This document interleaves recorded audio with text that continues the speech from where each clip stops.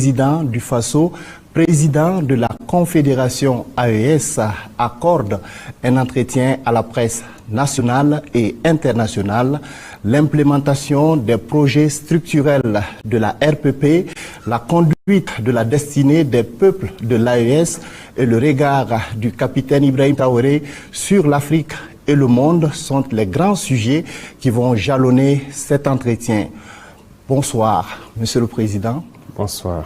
Merci de nous recevoir ici au Palais présidentiel de Koulouba à Ouagadougou pour cet entretien qui témoigne une fois de plus de l'intérêt que vous accordez à la presse, à la communication et bien entendu aux préoccupations des Burkinabés, des peuples de l'AES et du monde. Madame, Monsieur le Président, le format de cet entretien propose 2 tableaux. Le chef de l'État s'entretiendra dans un premier temps avec 3 journalistes sur l'actualité nationale et confédérale. Après ce premier round, 3 autres journalistes s'installeront pour aborder des préoccupations relatives à l'actualité africaine et internationale.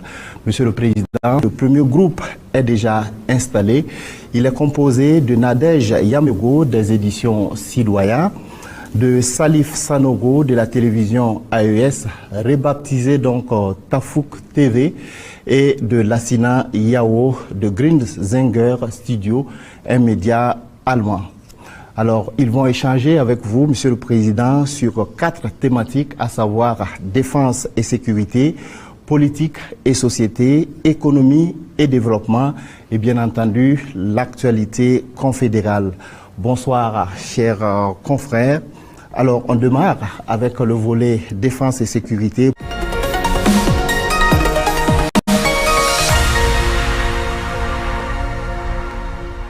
Alors, honneur aux dames, on commence avec vous, Nadège Yamego.